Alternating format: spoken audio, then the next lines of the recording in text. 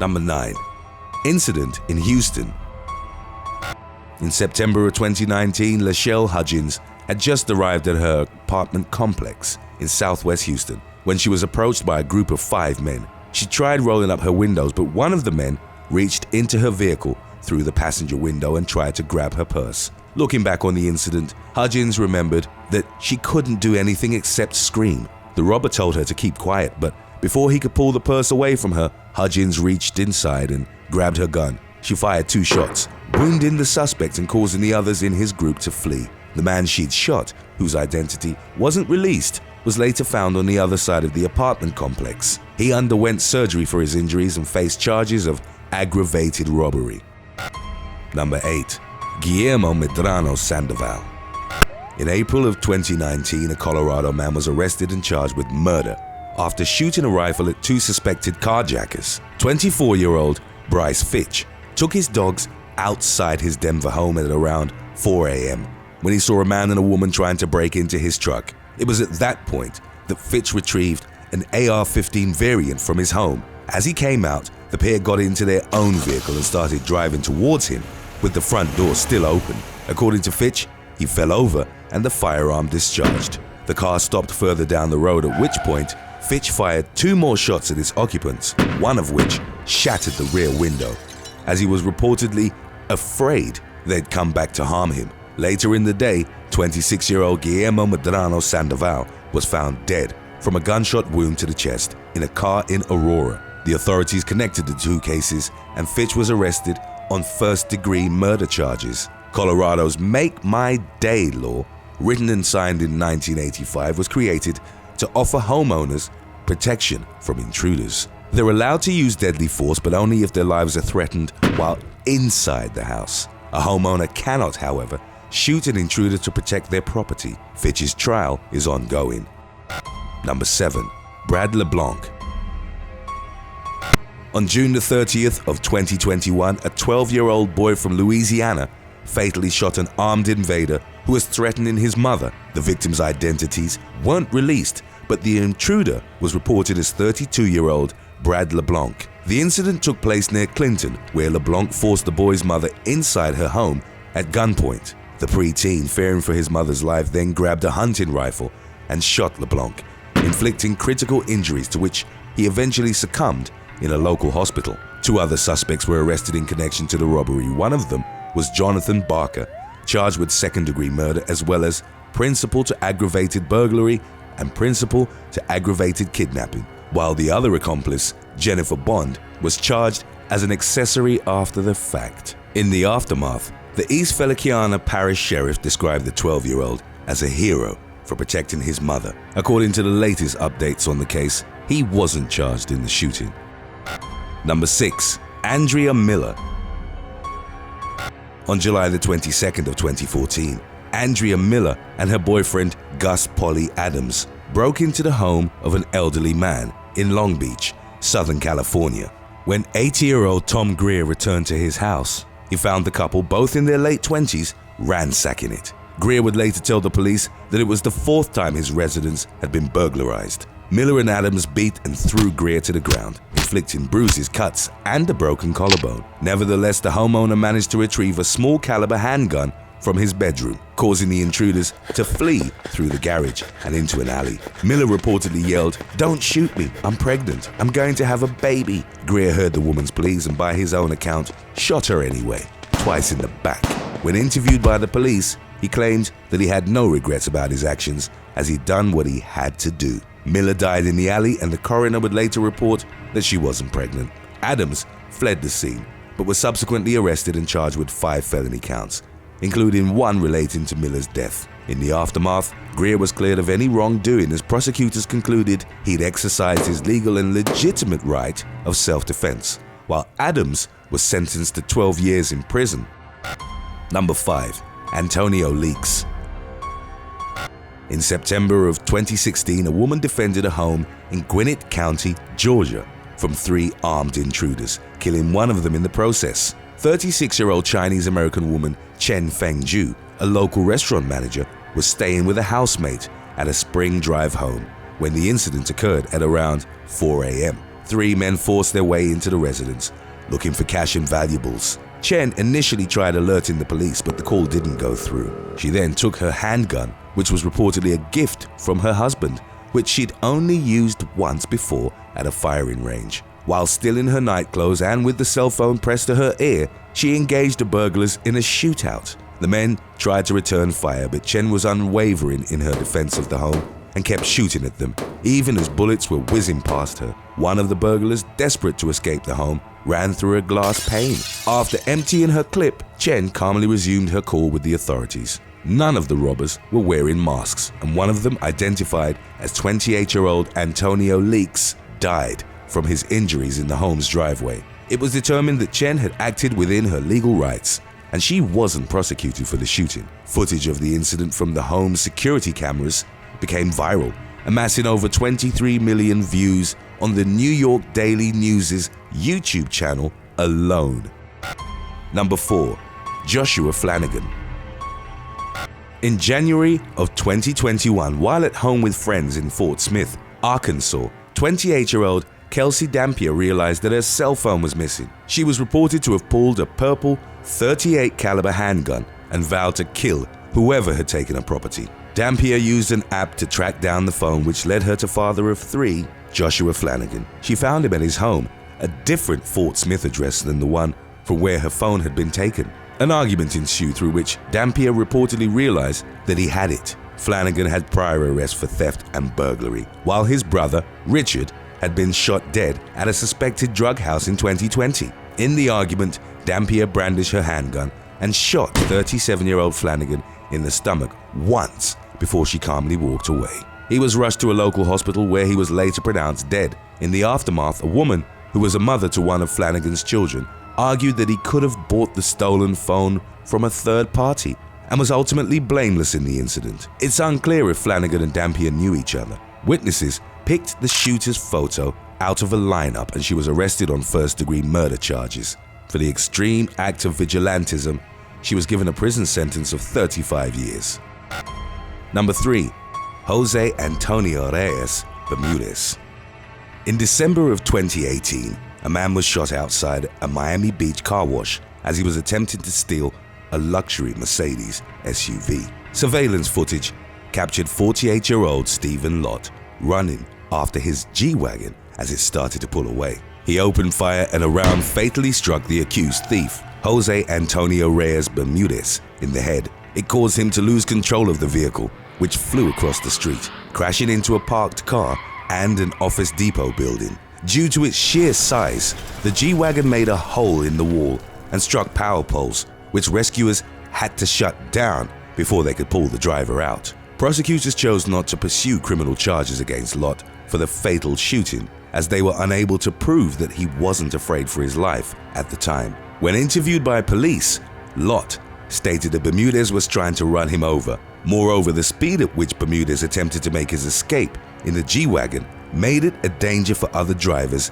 and pedestrians. Bermudez was a career criminal with prior convictions for robbery, theft, and aggravated assault. Lott was deemed to have been within the limits of Florida's Stand Your Ground law. Passed in 2005, it allows citizens to react with deadly force if they believe their lives are in danger. While some reactions have been in support of the law, critics argue that it encourages vigilantism. Number 2. Harold Reynolds. In February of 2021, 82-year-old Herbert Parrish and his wife, Lois, aged 79, heard a knock on the door of their South Carolina home. It was a man later identified as 61-year-old Harold Reynolds, who told Lois that he was looking for a little white chihuahua. The woman replied that she hadn't seen the animal, but as she tried to close the door, Reynolds burst inside, pulled out a large knife, and started attacking her and her husband. Looking back on the incident, Herbert remembered, "I felt we're gone. He's going to kill us and take what he can take." Herbert, a Vietnam War veteran, decided to stand up to his attacker. He took a shotgun that he had hanging on a wall next to the door. He repeatedly struck Reynolds in the face as hard as he could with the weapon's handle. Herbert would later tell a media outlet he believed he'd struck the intruder at least 10 times until he was unconscious. Both Herbert and Lois recovered from the injuries they sustained in the attack. Harold, who lived close to their home and whom they'd seen around the neighborhood, was taken to a local hospital where he was pronounced dead. Number 1. Eric Hood. In July of 2019, Eric Hood stole a Hyundai from outside a Philadelphia pizza shop. As 54-year-old Hood drove off, 3 children aged 7 months, 1 and 5 were still in the car. Their 25-year-old mother had been visiting the father of 2 of the children who worked at the pizza shop. Their identities were not revealed by the authorities. Hood encountered traffic further down the road, and the parents caught up with him at a red light. The father pulled Hood out of the car and started beating him. Others from the neighborhood joined in the attack, and a mob formed that started kicking and stomping the carjacker into unconsciousness. He died in a hospital less than an hour after the initial car theft. Philadelphia Police Captain Jason Smith held a press conference in which he claimed that he wasn't a fan of street justice. The authorities reportedly had footage of the incident and launched an investigation to determine who'd attacked Hood, with the children's parents potentially facing charges as well. Number 8. Michael Palacios. In the early morning hours of September the 16th of 2022, an axe-wielding man went berserk inside a McDonald's on Delancey Street in Manhattan. A witness later informed investigators that the suspect, 31-year-old Michael Palacios, had been rejected by a young woman moments before his rampage unfolded. The rebuff sent Palacios into an unhinged rage, as was captured by the Lower East Side eatery's security cameras, as well as cell phone footage filmed by witnesses. He became hostile towards the other patrons, eventually getting into a heated verbal argument with a trio of men. The dispute quickly escalated into a physical altercation after the men rained a series of smacks and punches down on Palacios. The latter calmly absorbed the blows before brandishing an axe, which he began swinging around the store, smashing panes of glass and destroying furniture. After threatening other customers and causing thousands of dollars in damage to the restaurant, Palacios fled the scene on his bike. He was intercepted by the police on nearby Ludlow Street a short time later, at which point he was taken into custody on charges of criminal mischief, menacing, and criminal possession of a weapon. Palacios, who was dubbed the Axeman by a collective of social media users, spoke with reporters following his release without bail under New York's controversial bail reform laws. He contended that he's not unhinged and that his intentions were not to hurt anyone. Number 7. Alisa Leanne Ariola. On October the 27th of 2021, Alisa Leanne Ariola went on a deadly crime spree that tore through both sides of the Kansas-Missouri state line. Court records related to the case revealed how the 22-year-old's rampage began at about 7:30 a.m. when she allegedly stole a vehicle from a Sam's Club parking lot before fleeing the scene of a traffic accident she'd caused. Witnesses managed to block Ariola's car in to prevent her from getting away, at which point she abandoned the stolen vehicle and fled on foot. She ran into a stranger's house on Torrey Avenue in Kansas City, Kansas, and told the resident that someone was after her. The homeowner, a 79-year-old woman, advised Ariola to call the police, sending the latter into a violent rage. She reportedly struck the elderly woman with a table leaf before stabbing her multiple times with a steak knife that she'd grabbed from the kitchen. Ariola then fled into a neighbor's house, leaving the victim in critical condition, which required her to be hospitalized in the aftermath. The young woman ransacked the second home, stealing clean clothing as well as 3 firearms. As captured by the house's security camera, its owner, Isidoro Garcia Jimenez, returned that afternoon only to be gunned down by Ariola, who then fled in his Hyundai Tucson. An off-duty police officer from Kansas City, Missouri, later found the suspect inside an employee's vehicle in the parking lot of a local high school. She resisted arrest, but was finally taken into custody at about 2:30 p.m. Ariola faced a litany of charges in both Wyandotte and Jackson counties, including second-degree murder in connection to Garcia Jimenez's killing. As of the latest developments, legal proceedings were still ongoing. Number 6. Yansa Reyna. At about 3:30 p.m. on July the 14th of 2019, the Monroe County Sheriff's Office received reports of children jumping from the dock into the water at Gilbert's Resort in Key Largo, Florida. 2 deputies were dispatched to the scene, and the group of kids stopped when asked to do so. However, the officers subsequently spotted a pair of men swimming in a restricted area through which boats would often pass. One of the swimmers claimed to have been searching for his lost sunglasses and became increasingly aggressive and hostile towards the officers when asked to vacate the no-swim zone. The individual, later identified as 40-year-old Yansa Reyna, shouted profanities at law enforcement and refused to provide any personal information, at which point he was arrested. While being taken into custody, however, Reyna resisted, kicking a patrol car door with such force that it would no longer close properly.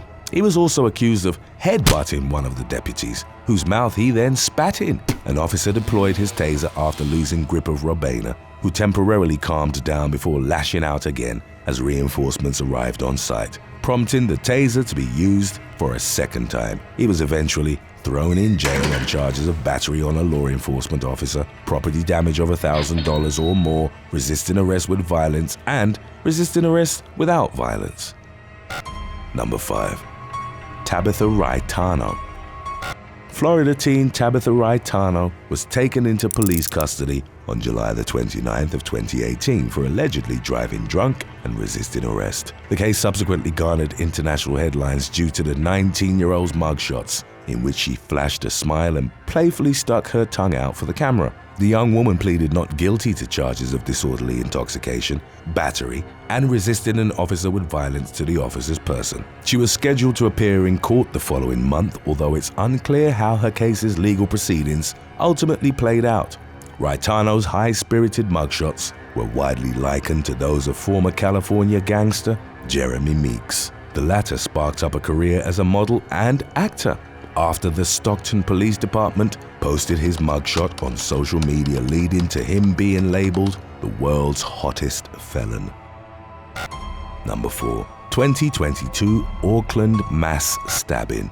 An unidentified man began stabbing people indiscriminately on a New Zealand beach on the morning of June the 16th of 2022. Police in the North Island city of Auckland detailed how the assailant, identified as a local man, was wielding a large kitchen knife when he began attacking beachgoers at random in Mirangi Bay. A local cafe owner reported seeing the man accost a woman at a bus stop before running to Murray's Bay and attacking another couple. Another witness claimed to have seen the stabber, described as looking a bit dazed, attempt to slash a 17-year-old girl who managed to escape without sustaining any serious injuries. The man then fled on foot, but was eventually apprehended by noble members of the public who struck him with a leg crutch. Emergency services were dispatched to the scene, whereupon it was determined that 4 civilians had been wounded in the rampage, although no deaths were reported. The attacker himself was brought to the hospital with moderate injuries. Number 3. Catalina Clauser. On June the 1st of 2012, a young mother from Phoenix, Arizona was arrested after driving around with her infant child on the roof of her car. Court documents described how 19-year-old Catalina Clauser had partaken of a considerable amount of marijuana before getting behind the wheel. Prior to driving away, however, Clauser reportedly strapped her child into a car seat, which she then placed on top of the vehicle. The car seat fell to the ground about a half-mile down the road, and traumatized witnesses subsequently came upon the child unharmed in the middle of the intersection at 45th Avenue and Cholla. Clauser didn't realize her mistake until she'd reached her destination, which was located about 12 miles away from her starting point. In the aftermath, she was arrested and charged with child abuse and driving under the influence of marijuana, to which she initially pleaded not guilty. It later emerged that only hours before Clauser's reckless blunder, her boyfriend, Manuel Pena, had been pulled over by the police for driving under the influence with the child in the car. The young woman later changed her plea to guilty and was given a deferred 3-month jail sentence, which she wouldn't have to serve if she successfully completed 16 years of probation. Number 2. Carla Cooper. The police in Bolton, Greater Manchester, were called to a convenience store on Halliwell Road on February the 4th of 2019 after receiving reports of a woman going on a rampage with a steak knife. The incident reportedly occurred at around 6:45 p.m. after the suspect, Carla Cooper, began shouting at a male patron because she didn't like the way he was staring at her. The 22-year-old chased the man out of the store and repeatedly stabbed the front door with the knife before shifting her ire towards a second man who happened to be walking past at that moment. Court records indicated that Cooperthwaite pushed the victim to the ground and berated him while frothing at the mouth. The young woman was arrested at her mother's house nearby a short time later. The two men whom Cooperthwaite had targeted were reportedly unharmed, but she was nevertheless charged with affray and possessing a bladed article in a public place. During proceedings at Bolton Crown Court, Cooperthwaite admitted to having been drinking heavily on the night of her outburst. She ultimately pleaded guilty to her charges, resulting in a 16-month jail sentence. Number 1. Sandra Suarez. In the spring of 2014, video footage of a topless woman going berserk inside a Pinellas Park McDonald's went viral on social media. Subsequent reports identified the Florida resident as 41-year-old Sandra Suarez, who'd walked into the fast food restaurant on 66th Street North wearing only a bikini bottom. The store's employees requested that she put on more clothing, but she refused and instead proceeded to become increasingly irate and belligerent. At one point, Suarez walked behind the front counter and overturned the cash registers, an ice cream machine, display shelves, as well as other expensive equipment. The police later estimated that she'd caused more than $10,000 in total damage during the course of her outburst, which continued even after the arrival of law enforcement. Suarez reportedly took an aggressive stance and lunged at the responding officers before being handcuffed and restrained inside a patrol car. Upon being taken to Northside Hospital, the woman was examined to determine whether she might have been intoxicated. Doctors indicated that she had neither alcohol nor other drugs in her system at the time, and officers subsequently noted that she may have mental health issues that contributed to her erratic behavior. Suarez was booked into the Pinellas County Jail on charges of criminal mischief and resisting arrest. Number 8. The Acron Speedway Brawl.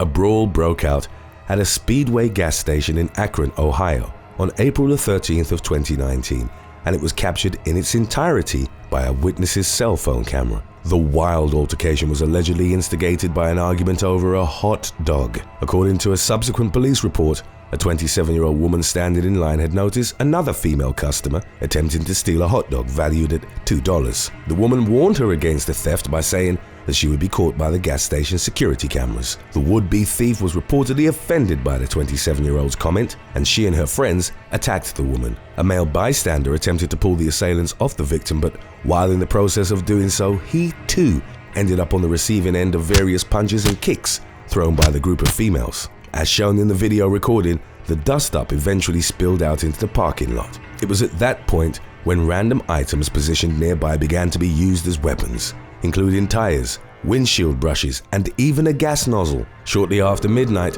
law enforcement was called to the station, prompting the female attackers to flee the scene. They ultimately faced charges of criminal damaging, assault, disorderly conduct by fighting, and theft. Number 7. Valerie Rose Hardc. On June the 21st of 2021, a 22-year-old woman was arrested for allegedly brandishing a firearm at customers in a gas station. After being taken into custody, Valerie Rose Hardc was also identified as the prime suspect in the murder of Shelby Von Holt, aged 20, who'd been shot at her home in Fort Wayne, Indiana. The incident that precipitated Hardc's initial detainment had occurred at the Road Dog gas station and convenience store in Wilshire, Ohio. Local police was notified that the woman had been loitering at the gas pumps for over an hour and was seemingly attempting to read other customers' credit card numbers. Hardc reportedly pointed a gun at a man who'd confronted her about her suspicious behavior. Van Wert County Sheriff's deputies arrived at the gas station and found the suspect walking around outside. She was subsequently arrested without incident. The previous day, Fort Wayne police had been dispatched to Von Holt's home after receiving a 911 call at about 6:45 p.m. The victim had been shot multiple times in the chest and abdomen, and she was transported to the hospital with critical injuries. Von Holt ultimately passed away on June the 22nd, on the same day that police charged Hardc with her murder. The victim had identified her shooter as Valerie to the authorities, and officers obtained footage from a doorbell security camera which showed Hardc's vehicle leaving the scene of the crime. Hardc faced charges of felonious assault and aggravated menacing in connection to the incident at the gas station, in addition to the murder charge associated with Von Holt's death. Number 6. Antoine Rainey.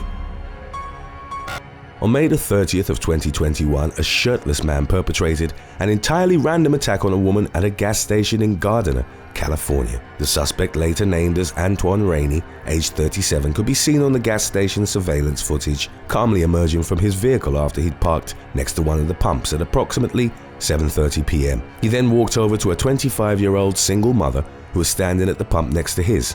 Rainey, who was reported as weighing roughly 300 pounds, began beating up the woman, seemingly without any warning or provocation. After viciously pummeling her over a period of at least 40 seconds, Rainey stood above the victim's body as she remained motionless. 3 witnesses then approached the area where the attack had taken place, whereupon Rainey walked back to his car and left the scene. The victim told the police that she didn't recognize the man and claimed to have had no prior connection to him. Investigators eventually tracked down and arrested Rainey, who'd allegedly attacked a 63-year-old woman at an intersection the day before the gas station assault. According to the man's mother, he suffered from schizophrenia and paranoia and hadn't been taking his prescribed medication leading up to the incident. He was charged with 2 felony counts of assault by means of force likely to produce great bodily injury. Number 5. The Hixon Shooting. A Tennessee woman was accused of murdering her ex-boyfriend at a gas station on Hixon Pike on July the 21st of 2017. In the early hours of the morning, members of the Chattanooga police force were patrolling the area surrounding the BP station where the incident had occurred. Sometime after 3:30 a.m., they noticed the lifeless body of the victim, identified as 28-year-old Eric Birchfield, lying near the BP sign erected by the side of the road. Upon further investigation, they discovered that the man had been fatally shot in the back. Detectives rapidly tracked down a person of interest in the case, and the following day, they detained Emily Brooks, Birchfield's former romantic partner. Eyewitnesses had recounted that the shooter possessed shoulder-length blonde hair. However, Brooks sported a buzz cut that had been dyed red when arresting officers arrived at her residence. The suspect managed to escape from capture while still in handcuffs and was reportedly reaching for a gun inside an unzipped bag. Brooks never got the chance to use it as she was wrangled down and apprehended for a second time. According to court records, the victim's mother told investigators that Birchfield had gotten into an argument with his ex on the evening of his death. The woman also claimed that the two had had a tumultuous and abusive relationship, with Brooks being described as the primary aggressor in most of their altercations. She ultimately pleaded guilty to the murder and was sentenced to 21 years in a state prison. Number 4. William Edmunds.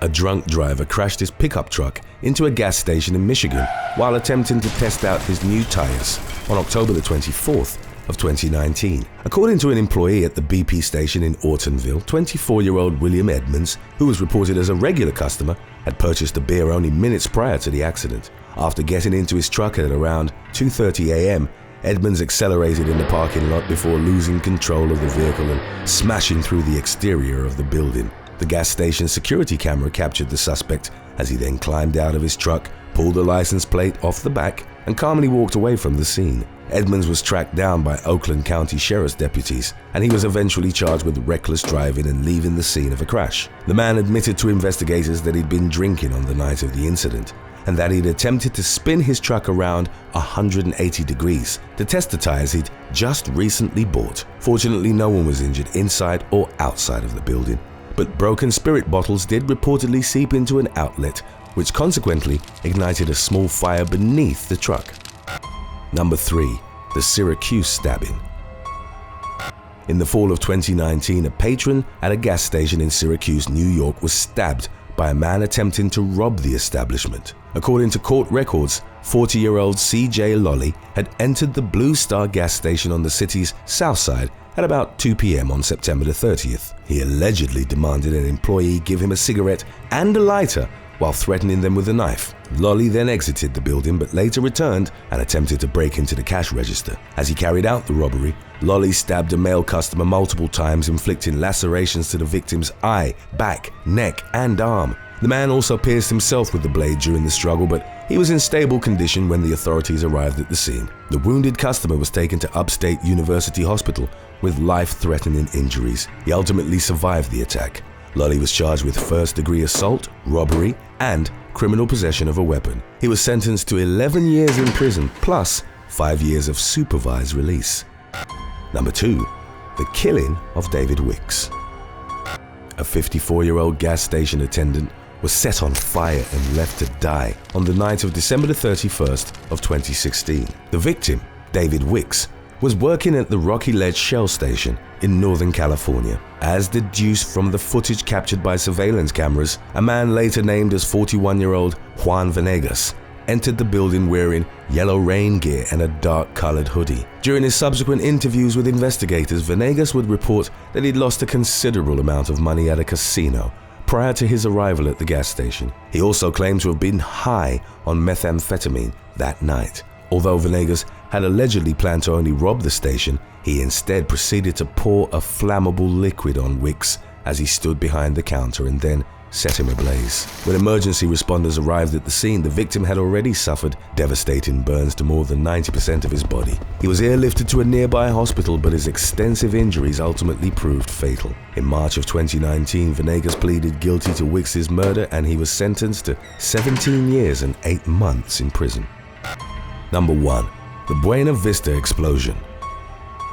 On the morning of May the 10th of 2019, a massive explosion at a gas station near Buena Vista, Virginia, claimed the lives of 4 individuals and seriously injured 3 others. Prior to the onset of the deadly inferno, a male patron reportedly told the owner of the South River Market, 69-year-old Roger Roberts, he detected the distinct smell of gasoline in the air. Roberts ensured the man that he'd investigate the source of the odor. According to court documents, the explosion occurred just before 9:30 a.m. and engulfed the entire station in flames. One nearby resident later claimed to have felt the blast from his farm, located a considerable distance away. Local authorities were unable to establish an official death toll until the following day, when the remains of 4 victims were discovered beneath the rubble of the gutted building. The deceased were identified as Roberts, his son and granddaughter aged 44 and 27 respectively, as well as a long-time customer. During the ensuing investigation, Virginia State Police arrested 51-year-old Philip Ray Westmoreland,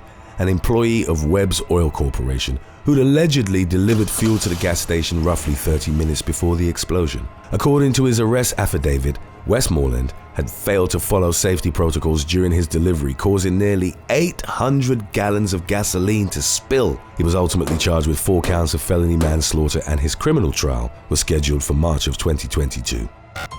Number 8. Gull Airlines Flight. A Gull Airlines flight from Salvador to Sao Paulo erupted into utter chaos on February the 2nd of 2023.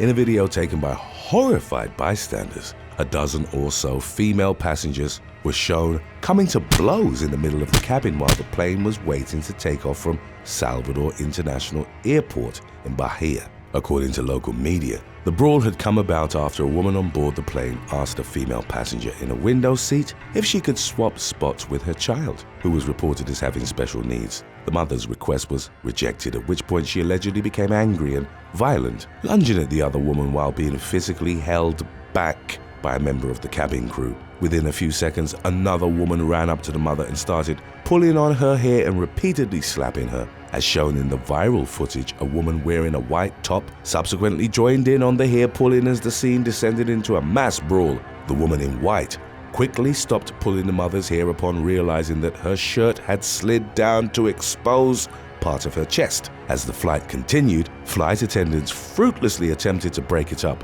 at one point dragging a woman down the aisle to get her away from the other brawlers. In the end, the cabin crew somehow managed to reclaim control, and 15 passengers were escorted off the plane. With order restored, the flight finally began its journey to Sao Paulo Congonhas Airport in Brazil, nearly 2 hours later than expected. Number 7. Jessica Ward and Molly Couch.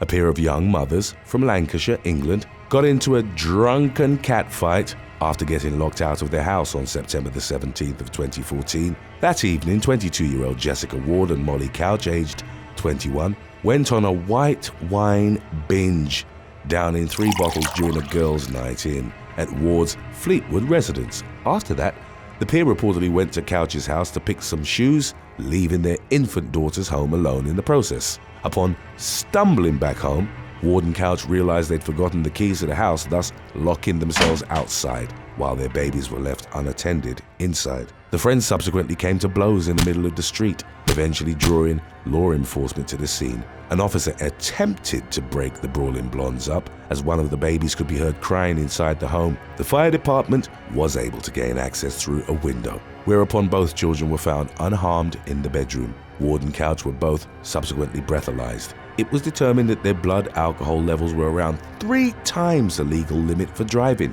The young women were arrested, and following the issuance of a police protection order, the children were placed in the custody of their grandparents. It subsequently emerged that police had been called to Ward's house before, following an argument with her then boyfriend when the child was only 3 months old. She was given a suspended jail sentence and put on probation for 18 months. Couch was given a 12-month supervision order and made to attend a 6-month alcohol treatment program. Number 6. Shiashael Shornell Maruka and Alexia Elizabeth Tooley. The police in Bellevue, Florida, rushed to Bumpers Pub on US Highway 441 after receiving reports of shots fired during a brawl in the early hours of June the 15th of 2019. Upon arrival, officers learned from the bartender that a fight had broken out inside the pub involving multiple women. One of the individuals involved, later identified as 19-year-old Alexia Elizabeth Tooley, reportedly drew a small handgun from her purse and pointed it in the air before grabbing another woman by the hair and striking her in the head. As shown in surveillance footage of the incident, Shiashael Shornell Maruka, also 19, subsequently pulled out a firearm of her own and hit the same woman Tooley did. Then, the victim was shown striking Maruka several times, after which everybody at the bar suddenly ducked down and scattered. As it would later be determined, that was the moment a gun was discharged. Multiple patrons rushed out of the establishment as Maruka hid a black firearm under her shirt and left the pub as well. Shortly thereafter, a gunshot victim was brought to the Ocala Health Summerfield ER, though no further information regarding their condition was provided to the public. Tooley, a resident of the Paddock Place Apartments in Ocala, was arrested in the incident's aftermath. She was booked at the Marion County Jail on charges of carrying a concealed weapon, discharging a firearm in public, and improper exhibit of a firearm. Meanwhile, Maruka, who also lived in Ocala, was taken into custody the following day on the same charges. Number 5. April Newcomb.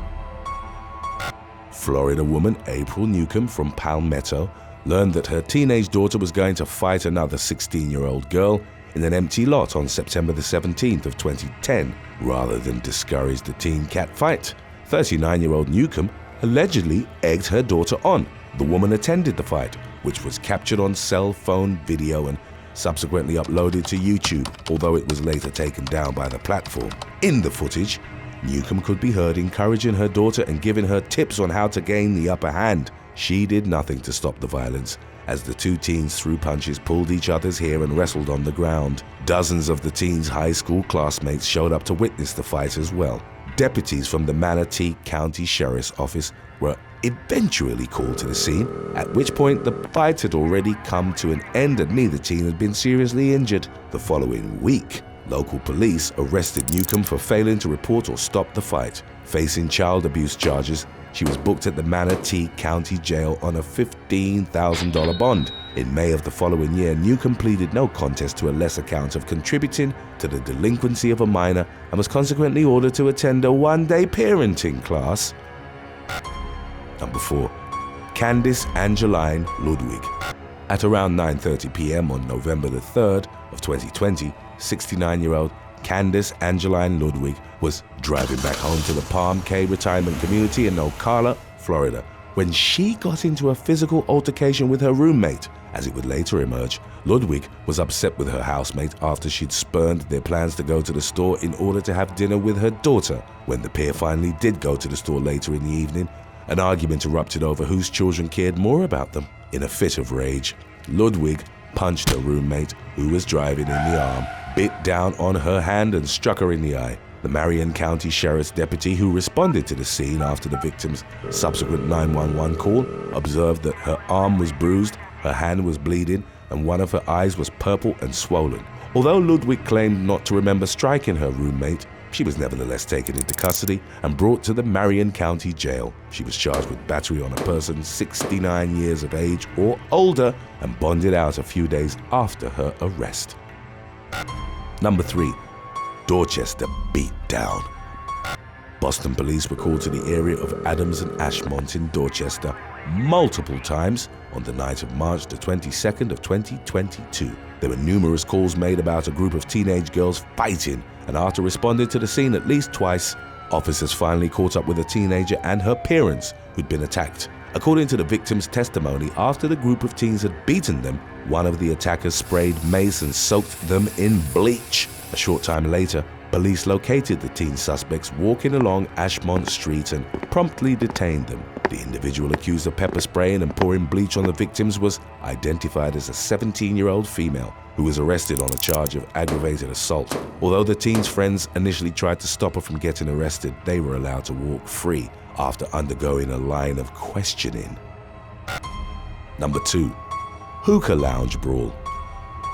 Early on the morning of March the 13th of 2017, a fight between two women at a bar in Manchester, New Hampshire, eventually spilled out into the street. The dispute had reportedly originated inside the Fire and Ice Hookah Lounge on Elm Street. A police officer on patrol in the area noticed the lounge's security personnel escorting two women out to the street at about 1:30 a.m. The women subsequently began arguing and were asked to leave. According to a Manchester police spokesperson, a group of 6 to 8 patrons then exited the lounge and approached the two women who'd been kicked out. A female patron proceeded to physically attack one of the women, at which point the officer intervened.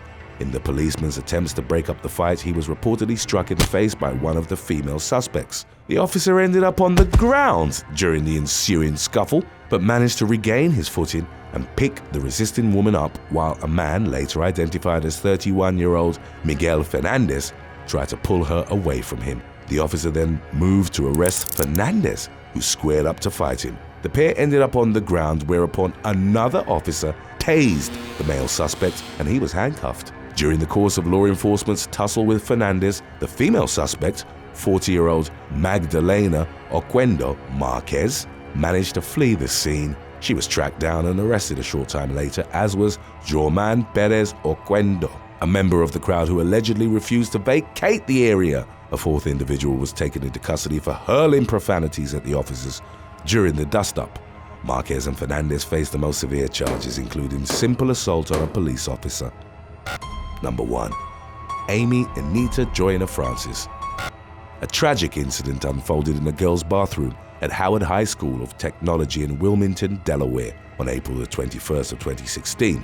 According to the Wilmington police chief, who addressed a crowd of nearly 100 at a town hall meeting the following week, a 16-year-old student died during a bathroom fight that took place before school on the morning of the 21st. The deceased, identified as Amy Anita Joana Francis, was repeatedly struck in the head and torso by 3 other girls after falling to her knees, which was shown in cell phone footage of the altercation. As the assault continued, Joana Francis eventually became unresponsive. She was airlifted by helicopter to the Nemours Alfred I. DuPont Hospital for Children, where she died of a sudden cardiac arrest brought on by a pre-existing heart condition and the stress of the assault. In the aftermath, it was determined that the dispute between the teens had allegedly centered around a boy. The 3 other students involved in the altercation were charged with misdemeanor conspiracy. Trinity Carr and Zion Snow were ultimately convicted of the charge, with the former also being found guilty of negligent homicide. The 3rd defendant was acquitted following her trial. In March of 2018, the Supreme Court of Delaware made a controversial decree overturning Carr's homicide conviction, ruling that the teen couldn't have known Joana Francis was at risk of death during the attack. The court's decision was heavily criticized, with detractors citing the very definition of the negligent homicide charge, which stipulates that a defendant need not be aware their victim will die for them to be found guilty. Number 8. Jason Alexander. Pop music icon Britney Spears and actor Sam Asghari got married at the former's Hillside Mansion in Thousand Oaks, California on June the 9th of 2022. Before the ceremony started, during preparations, the artist's ex-boyfriend 40-year-old Jason Alexander showed up uninvited to the event. He filmed himself walking into the venue, telling workers he was there to crash it. According to security guard Richard Ubler, Alexander attempted to enter Spears' bedroom while she was locked inside. Ubler confronted the man along with another security guard, and the three of them got into a physical altercation. Ventura County Sheriff's deputies were called to the residence, and they took Alexander into custody. Upon their arrival, he was charged with misdemeanor trespassing, 2 misdemeanor counts of battery, and a misdemeanor vandalism charge. At the time, he was also wanted by the authorities on a felony theft warrant in Napa County. On June the 27th, Alexander had a 2-hour preliminary hearing during which he pleaded not guilty to all of the charges levied against him. A California judge found there was sufficient evidence for him to go to trial on a felony stalking charge, as it was suspected he'd tried to break into Spears' home in the days before the wedding as well. Number 7. Jason Luis Rivera. On September the 7th of 2012, an intruder armed with a pair of scissors was found in the garden of Miley Cyrus's mansion in Los Angeles, California. The authorities were alerted after he'd been spotted climbing over the fence of the artist's home. When law enforcement made their way to the scene, they drew their guns out and slowly approached the trespasser, ordering him to step out the gate. The man, identified as 40-year-old Jason Luis Rivera, claimed he was a friend of Cyrus's and that she was expecting him. His statements were immediately contradicted by the fact that the celebrity wasn't home at the time of the incident. Rivera was initially reluctant to obey the officer's commands and only emerged with his hands up when they threatened to use a taser on him. He was charged with 2 misdemeanor counts of trespassing and 1 misdemeanor count of resisting arrest. He was ultimately found guilty and jailed for 18 months. In November of 2012, the singer also obtained a restraining order against Rivera, stating he had to stay at least 3,000 feet away from her at all times. Number 6. Dyen Dach. Dyen Dach, a German exchange student from Hamburg, entered a garage in Missoula, Montana while reportedly looking for alcohol on April the 27th of 2014. Dach, who was in his late teens, was studying at Big Sky High School. He was walking through his host family's Grant Creek neighborhood late at night before he eventually trespassed in the garage. Dach was then met by 29-year-old Marcus Karma, the owner of the property. He'd been alerted of an intruder by the motion sensors he'd installed, following a string of burglaries to his garage, and confronted the exchange student in the dark. According to witnesses, he fired 4 times at Dach with a shotgun, hitting him once in the arm and again fatally in the head. Karma was arrested after the killing, and during his ensuing trial, prosecutors argued he deliberately set out to attract and gun down a burglar.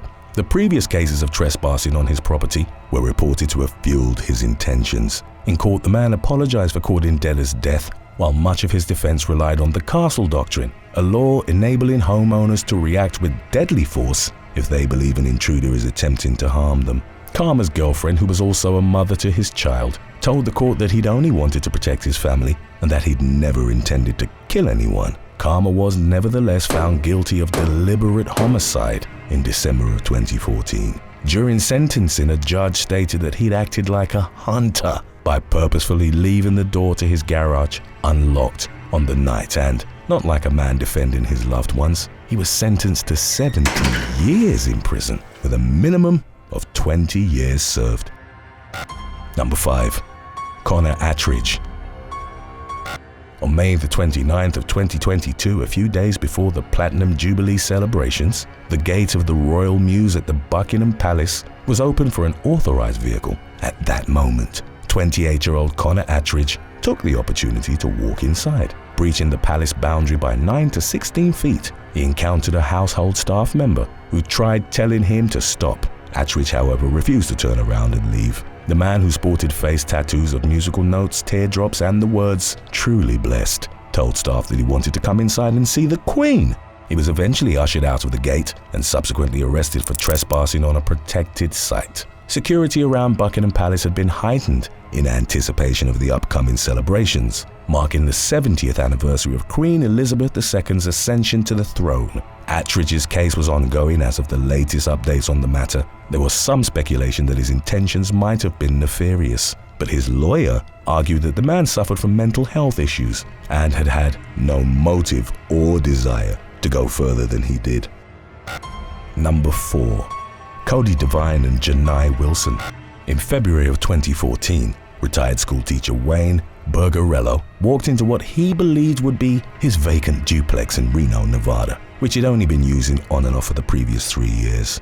When the 73-year-old entered, he saw 2 intruders, later identified as Cody Devine and Janai Wilson, sleeping on a makeshift bed on his floor. The duo had allegedly been taking illicit substances while squatting in the home. Bergarello would later claim that he saw Devine's arm rise up and thought he was holding a gun. He then opened fire on the trespassers. The homeowner shot 34-year-old Devine 5 times, including once in the head, killing him, and hit Wilson in her leg, arm, and stomach, leaving her with serious injuries. Following the incident, he was charged with attempted murder and had 4 alternative charges of first-degree murder, second-degree murder, voluntary manslaughter, and involuntary manslaughter. During the ensuing trial, prosecutors would maintain that Bergarello had acted with premeditation and a desire for revenge in light of the repeated burglaries that had occurred at the property. They noted that the man treated the trespassers like it was open season and never tried warning or talking to them. Bergarello's legal representative, arguing for acquittal under Nevada's Stand Your Ground self-defense law, noted that the trespassers had been responsible for creating the dangerous situation, adding that Bergarello had reacted to what he thought was a mortal threat. In May of 2015, after deliberating for 6 hours, the jury found the man not guilty of all charges. Had he been convicted, Bergarello would have faced up to life in prison without parole. Number 3. Trespassing at DaBaby's home.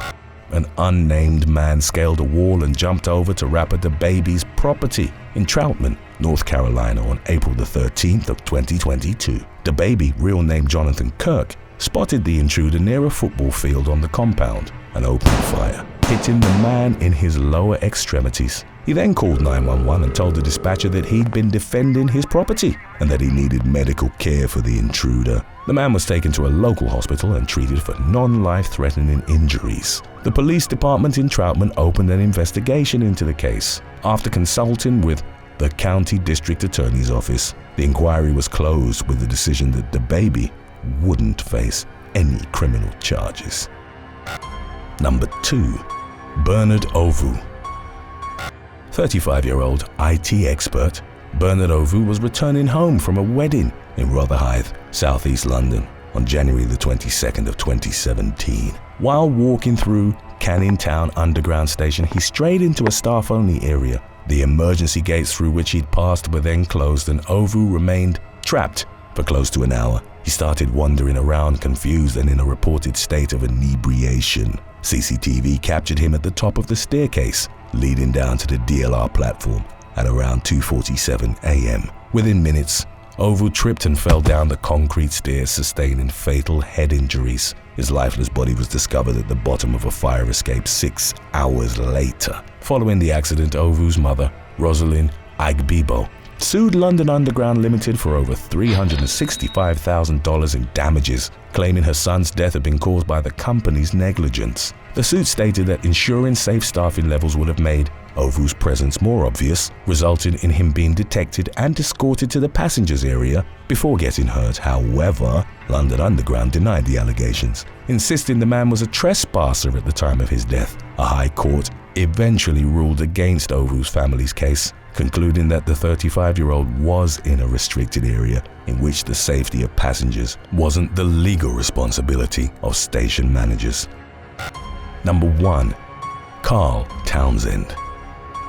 In October of 2021, Carl Townsend received a notification from his Ring doorbell, alerting him there had been a break-in at his home in Halewood, England. 32-year-old Townsend and his half-brother, Jamie Cunningham, aged 23, armed themselves with knives and rushed to the address with the intention of confronting the intruders. Upon reaching the property, they found 3 burglars on the premises. In an alleged attempt to defend himself, Townsend stabbed one of the intruders in his left eye with such force that a piece of the blade snapped and became embedded into his brain. A few minutes later, he knifed the man again in the street, fatally severing his jugular vein. Townsend claimed that after inflicting the final wound, he recognized the trespasser as 31-year-old Jordan Brophy, a man whom he'd known since primary school. Townsend and Cunningham were charged with murder and possession of a bladed article. During a trial at Liverpool Crown Court, the former maintained that Brophy had lunged at him with a knife while another one of the three intruders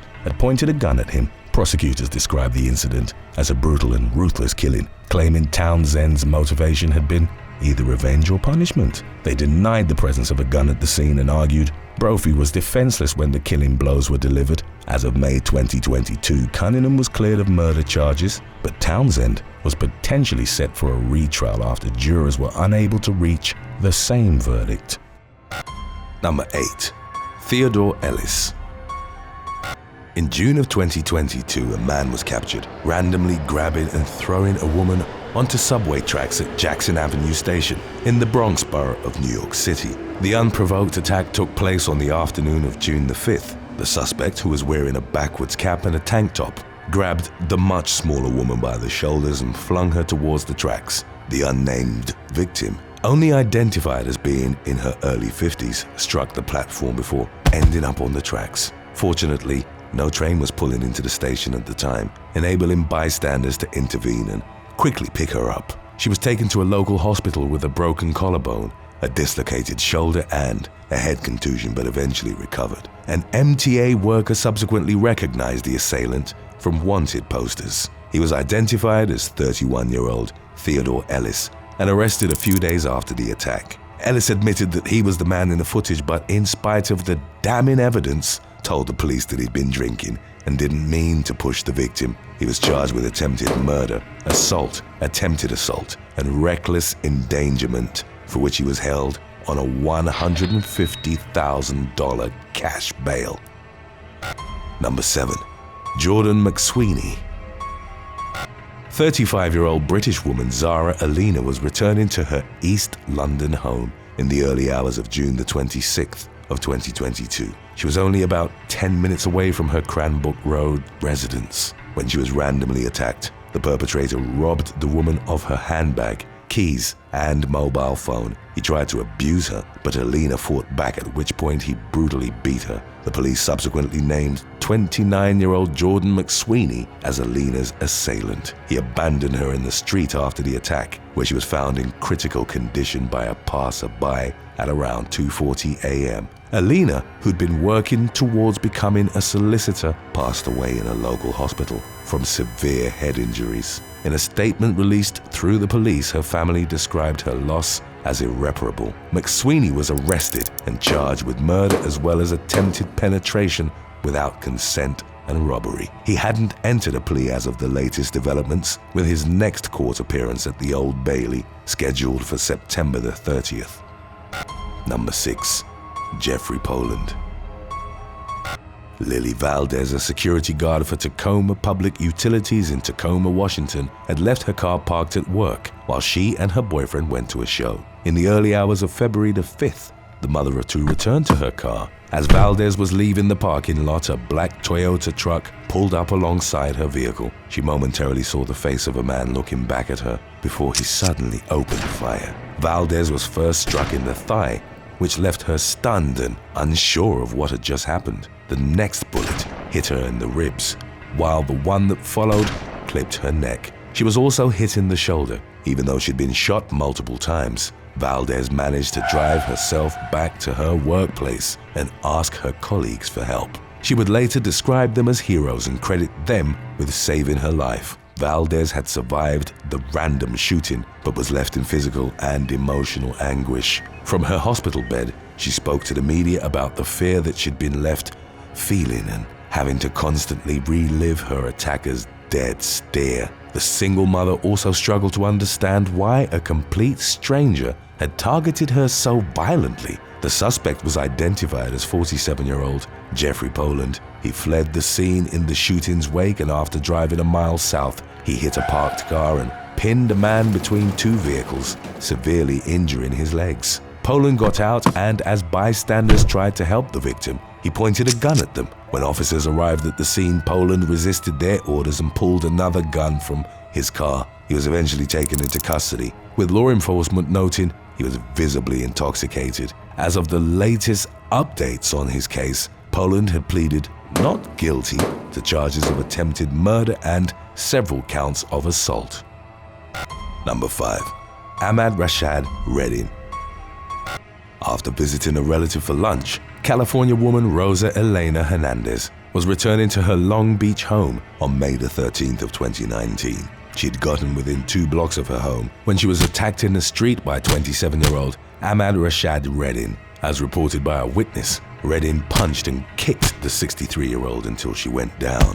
A bystander tried to intervene, at which point the assailant grabbed a Bird electrical rental scooter and used it to repeatedly strike Hernandez in the head. He bludgeoned her with such force that the scooter eventually broke in 2. The attack was caught on CCTV and she was subsequently pronounced dead at the scene. Redding left the scooter on top of the victim and fled, but was arrested roughly 4 hours later at a convenience store about a half a mile from the site of the killing. The man, originally from Louisiana, had been living in Long Beach as a transient. No motive was provided for the fatal attack on Hernandez, with the authorities reporting it had been completely random. Redding was charged with murder, to which he pleaded not guilty. Number 4. Attack on Regan K. After a night out in Bristol, England, on November the 23rd of 2021, British woman Regan K and a friend were heading back to their student accommodation. 21-year-old K, who studied English literature at Bristol University, was mere seconds from her front door when a car pulled up next to her and her companion. A group of men shouted at them to get in the car, asking where they wanted to go. In a subsequent Twitter post, K told her followers that she and her friend had only stopped because they were startled. A man then pulled her towards the car by her dress, insulted her and punched her in the face. K was knocked out. She reported that as she lay on the pavement, a separate group of men walked by and chanted football slogans at her. When K came to, she realized that her front tooth had been cracked to the root due to the force of the strike. She subsequently shared a photo of the damage on social media. K went to a hospital the following morning and was told that the dental procedure she needed wasn't covered by her insurance. K would have to pay close to £5,000 to have her tooth fixed at a private dentist. No arrests were made in connection to the attack, which the young woman reported had left her paranoid, afraid to go anywhere alone and assuming that everyone had bad intentions towards her. Number 3. Frank Messer. In July of 2022, New York man Nathaniel Rivers was fatally stabbed in front of his wife in the Bronx. As the 35-year-old was sitting in his car, he was randomly approached by teenager Frank Messer. The two briefly exchanged words before Messer suddenly plunged a knife into his chest. Rivers' wife, who'd watched the attack unfold, tried to fight off the assailant with a pry bar before he ran away. She called the emergency services, who took her husband to St. Barnabas Hospital, where he was pronounced dead. CCTV captured 19-year-old Messer walking to the scene of the murder and then sprinting away minutes later with a knife in hand. He was arrested not long after the incident and charged with murder, manslaughter, and criminal possession of a weapon. It was later revealed that Messer had been seeing a doctor to treat his schizophrenia for the past 7 years. He also had a history of randomly attacking people. In April of 2021, he sucker punched teenager Brian Diaz from behind as he was walking on the street with his mother. The victim was left with a bloodied nose but managed to strike Messer with his umbrella. Diaz was, however, furious at the police's response to the incident. Messer was arrested for assault but then quickly released, with officers telling Diaz that nothing more could be done since the system protected Messer on account of his mental illness. There was another report of a 2021 attack in which he'd slashed a neighbor in the face, but the authorities stated they couldn't confirm it. Number 2. Quinn Mayweather. On July the 13th of 2020, New Jersey law enforcement spotted 22-year-old Quinn Mayweather driving around Belleville in a stolen Hyundai Sonata. After a brief chase, he crashed the car and was taken into custody. The police had been looking for the vehicle, reported stolen that morning, and Mayweather, in connection to a series of random assaults on women in the Nutley Township. His spree had started at around 4:40 p.m., but the identities of his 4 victims weren't released. Mayweather first asked the 31-year-old woman if he could talk to her and then punched her in the face when she said no. Minutes later, he demanded that another woman, who was in her early 60s, let him use her phone. She declined and he swung at her, causing her to fall and sustain minor injuries. He assaulted his next female victim at Franklin and Chestnut Streets, putting her in a chokehold but fled when she screamed for her husband. Before his spree was over, Mayweather punched a 35-year-old woman in the face as she was about to go into a nail salon. At the time that he carried out this series of random attacks, Mayweather was free while awaiting trial for groping a woman whose car he'd tried to steal in Westfield the previous fall. His new charges included simple assault and aggravated assault. Number 1. Dante Smith.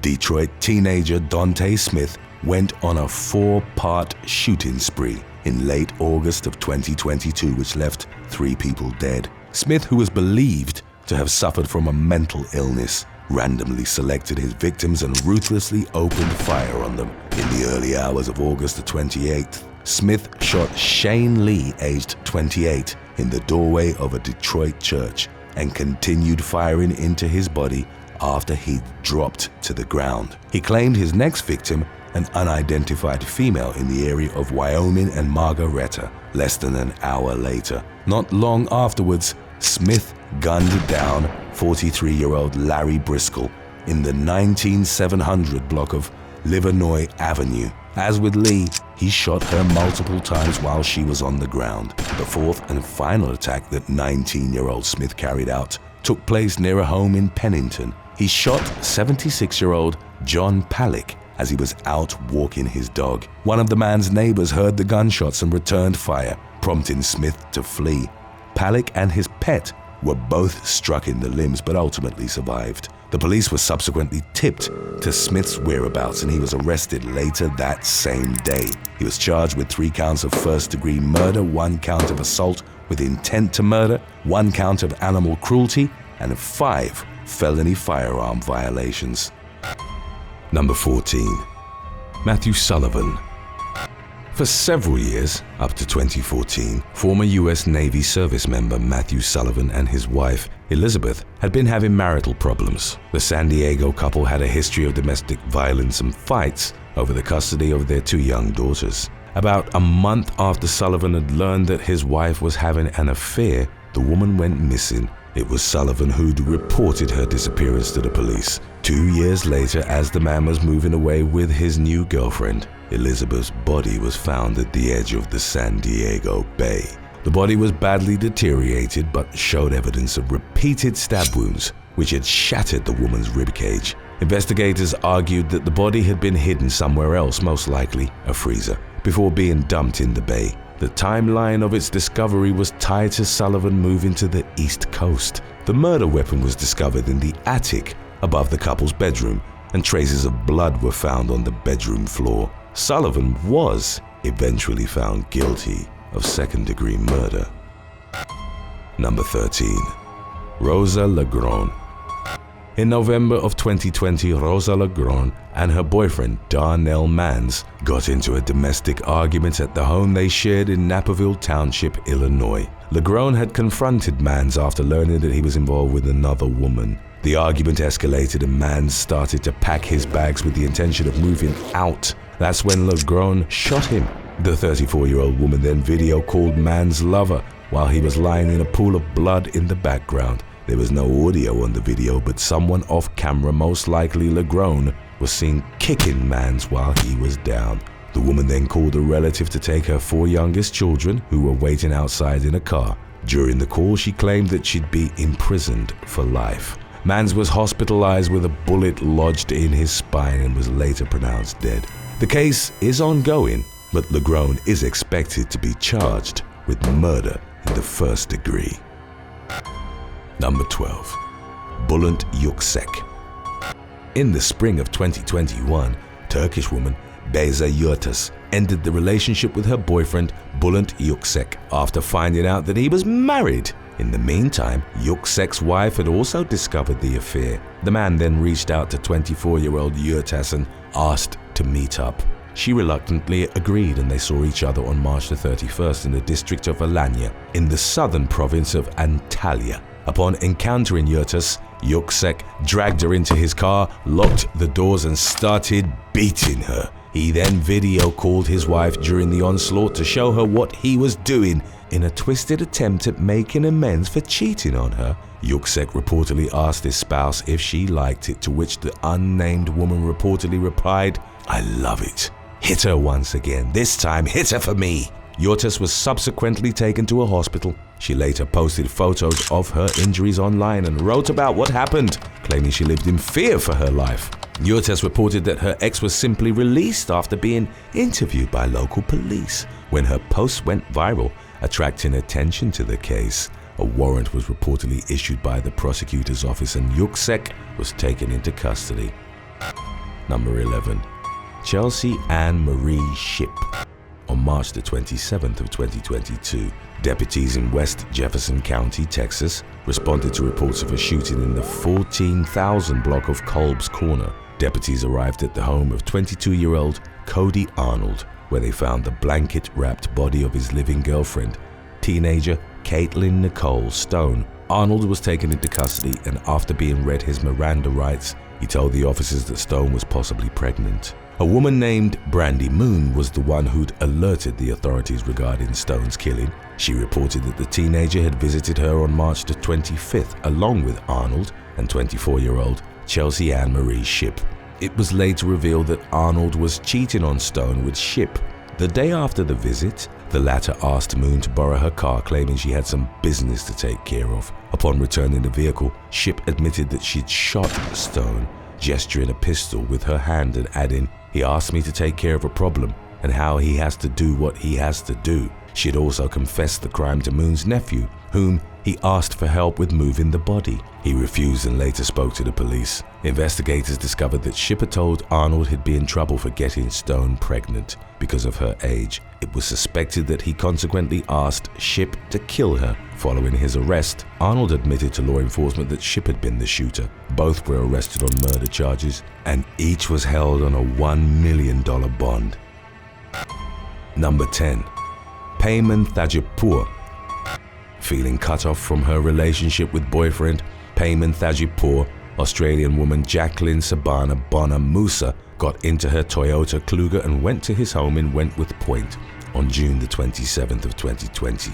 Musa had repeatedly tried to reach 31-year-old Thajipur on his phone, but he wasn't responding. When she arrived at his home, Musa found him in the company of another woman while in his underwear. Musa then got in her Toyota and accelerated towards Thajipur. She struck him with the vehicle and drove through a bollard with him pinned under the hood before fatally crushing him against the car park wall.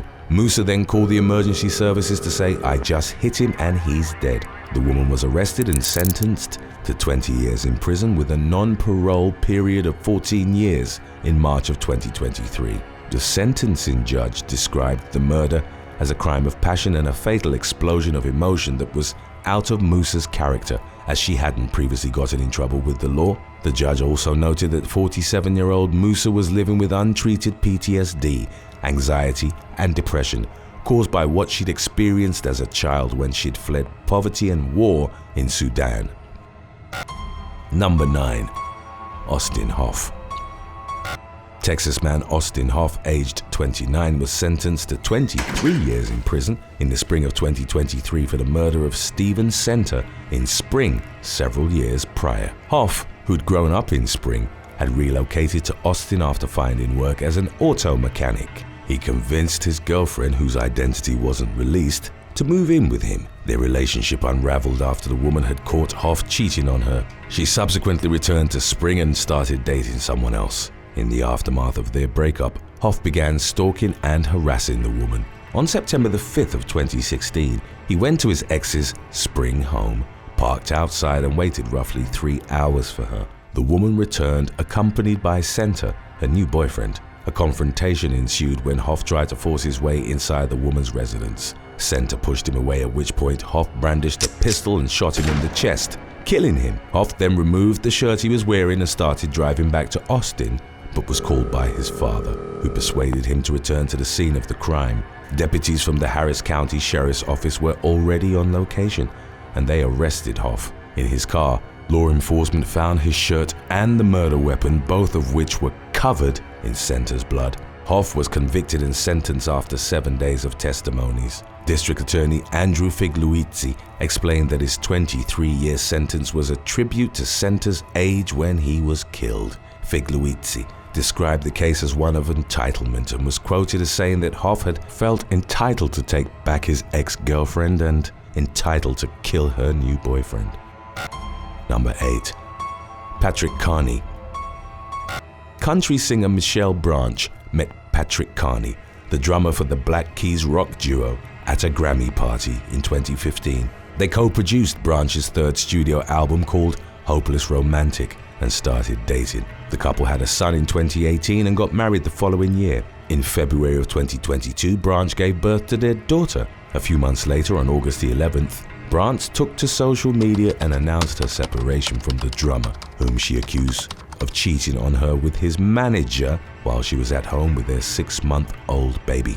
The following day, Branch was arrested on charges of domestic assault after she'd slapped Carney in the face during a dispute at their home. The charges were dropped at the request of the state less than 2 weeks later, and updates on the couple's marriage indicated that they'd suspended divorce proceedings and were in therapy together. In an interview for The Cut, Branch reported that she and Carney were committed to working on their relationship and denied rumors that she was an abusive partner. Branch was quoted as saying that violence was never the answer and urging readers, don't slap somebody even if you find out that they were cheating on you.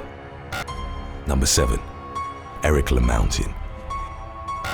In late December of 2022, Texas man Eric LaMountain learned that his girlfriend had been cheating on him with 37-year-old Gavin Wood. Following the affair's discovery, the unnamed woman broke up with LaMountain on January the 8th of 2023. 2 days later, the scorned boyfriend sent his ex a message that read, "I told you what I would do if you ever cheated on me, and I still have his address." LaMountain had obtained Wood's Austin address by tracking his ex-girlfriend through a location-sharing app. During the message exchange, the woman asked LaMountain if he was going to kill her, to which he reportedly replied, "Not you," before sending her a photo of a gun and a screenshot from a ride-sharing app indicating he was on his way to Wood's home. The woman, who wasn't at the address at the time, tried to warn her new boyfriend, but he reportedly didn't consider LaMountain to be a legitimate threat and told her to return to the home. She was on her way back when she received a call from her ex, who told her that he'd gunned down Wood. The woman consequently alerted the authorities, and LaMountain was arrested shortly after the shooting. He told law enforcement that upon arriving at the address, he found Wood standing in the front yard. LaMountain then proceeded to pistol whip the victim. When Wood turned and ran away, LaMountain shot at him until he emptied his gun. Updates on the matter indicated that LaMountain had been booked at the Travis County Jail on $1 million bond. Number 6. Amber Mullings and Ashley Klein. In September of 2022, South Carolina woman Amber Mullings confronted her live-in boyfriend about cheating on her with 27-year-old Ashley Klein. The latter was at the couple's Myrtle Beach home when the argument broke out in the bedroom on September the 8th. Mullings then reportedly told the unnamed man, "Hold on, I've got something for you." The 22-year-old went to the kitchen, grabbed a knife, and then returned to the bedroom. As Klein held the boyfriend down, Mullings stabbed him in the neck and leg. The man survived the knifing while his two lovers were arrested. Klein was charged with assault and battery and released from jail on a $7,500 personal recognizance bond. Mullings was arrested for assault and battery of a high and aggravated nature and possession of a weapon during a dangerous crime. She was held in jail without bond due to her pre-existing legal problems. At the time that she attacked her cheating boyfriend, the woman had been released on home detention on a $65,000 bond for 2 counts of attempted murder. Horry County Police had arrested Mullings in June for a drive-by shooting. From her car, she'd opened fire on 2 people in the Waccamaw Boulevard area. Number 5. Emma Delaney Hancock.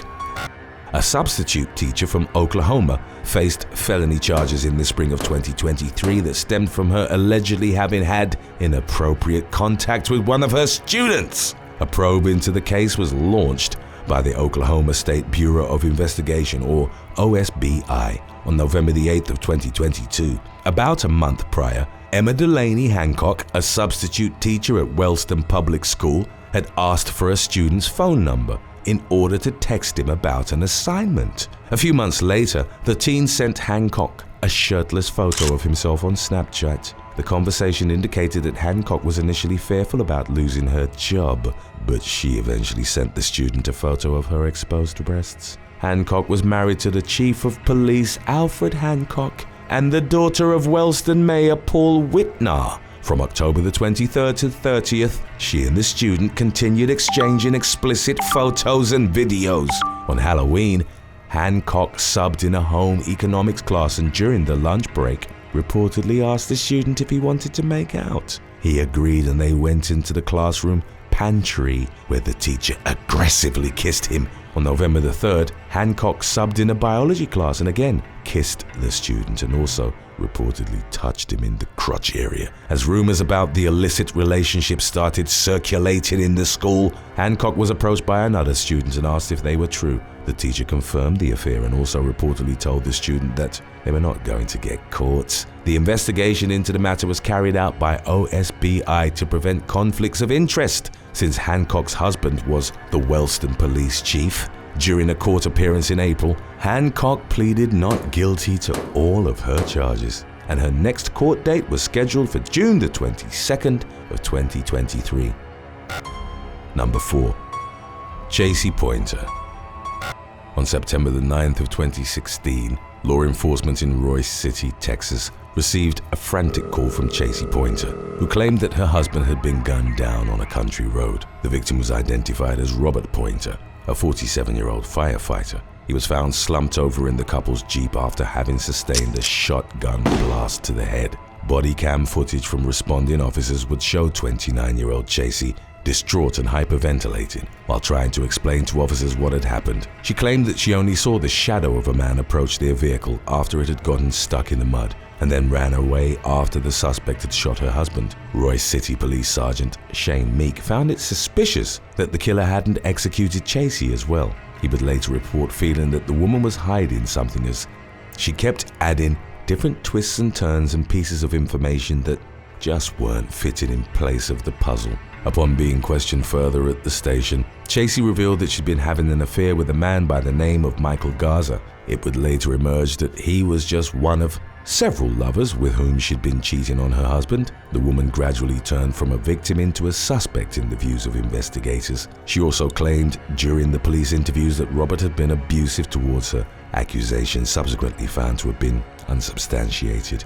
During the 8-hour interrogation, she eventually admitted that she and Garza had tried to give Robert a taste of his own medicine and show him how it felt to be bullied. Chasey confessed that she had lured her husband to the rural road by falsely claiming her Jeep was stuck. It was there that Garza shot him dead. Chasey told the police that she'd only meant to scare her estranged husband and that Garza had acted on his own in killing him. However, that would prove to be a lie. In light of his wife's affairs, Robert had recently stated an intention of filing for divorce and seeking custody of their daughter. A prenuptial agreement meant that Chasey wasn't likely to receive much in the separation, but she was the sole beneficiary of Robert's life insurance policy worth an estimated $680,000. During Chasey's 2019 trial, the prosecution argued that she'd manipulated her lover into killing her husband by taking advantage of his feelings for her and through fabricated claims that Robert was abusing her. She'd at one point contacted Garza to say, "I can't love you unless Robert is out of the picture." Both she and Garza were ultimately found guilty of Robert's murder. Chasey was sentenced to life without parole while her lover was given 99 years. Number 3. Carla Vasquez.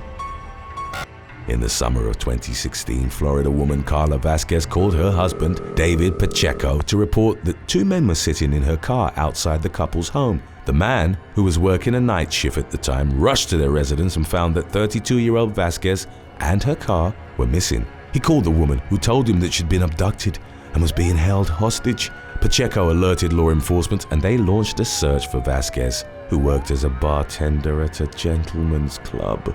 Miami police tracked Vasquez using her phone and, at around 3 p.m. on the day that the kidnapping was reported, found her driving through the city in the car in which she'd claimed to have been abducted. She was in the company of a man whom she admitted hadn't harmed or mistreated her. Upon questioning, Vasquez confessed that she'd met the man during her shift at Styx. They went bar hopping and ended up spending the night at his place. Vasquez's companion was also interviewed by the police and he showed the officers photos that they'd taken during the bar crawl, clearly indicating that the woman had at no point been in danger. She'd made up the abduction story in an ill-advised attempt at preventing Pacheco from finding out she'd cheated on him. The woman was charged with providing a false report of a crime, punishable with up to a year in jail and or a $1,000 fine. Number 2. Kelly Hayes and Sydney Parham. In July of 2020, Wisconsin woman Kelly Hayes was jailed for setting her ex-boyfriend's car on fire in Madison. On July the 22nd, the woman went to her ex's neighborhood as she was reportedly enraged because he'd cheated on her. 34-year-old Hayes used a baseball bat to shatter the windows of the man's Chevy Impala. She then poured gasoline inside and threw a match, sparking the blaze which completely destroyed the vehicle. The local fire department managed to put out the blaze and Hayes was identified as the culprit after witnesses had written down her license plate. The police tracked down the scorned woman and arrested her on charges of arson and causing criminal damage to property. Hayes' fiery revenge occurred on the same day and under similar circumstances to that of Michigan woman Sydney Parham. She too was reported to have sought payback against an ex by setting his car on fire. The Fraser woman's plan, however, backfired dramatically. After dumping gasoline on the SUV's back seat, she ignited it with a stick lighter. The SUV exploded into a fireball, sending the woman tumbling backwards into a parked sedan. Footage of the incident went viral in the aftermath. The Macomb County Sheriff's Office confirmed that Parham was the woman in the video after they'd arrested her. Injuries from the fireball exploding in her face were still visible in her mugshot. After initially being charged with felony arson, the 27-year-old pleaded down to a misdemeanor and was given probation for 18 months. Number 1. Robert Wayne Feldman.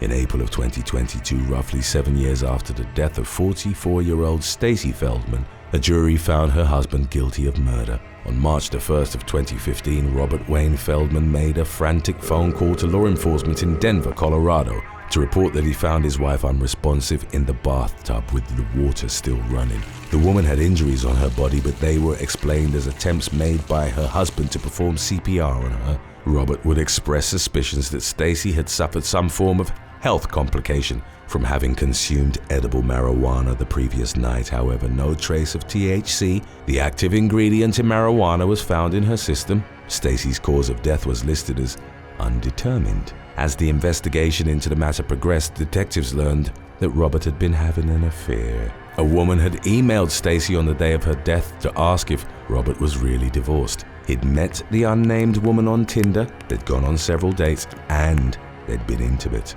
Robert convinced his mistress that his surname was Wolf and that he was going through a divorce. However, the woman found him on Facebook, discovered that he was still married, and contacted Stacy. Phone records indicated that the latter called back immediately, and thus Robert's cheating was uncovered.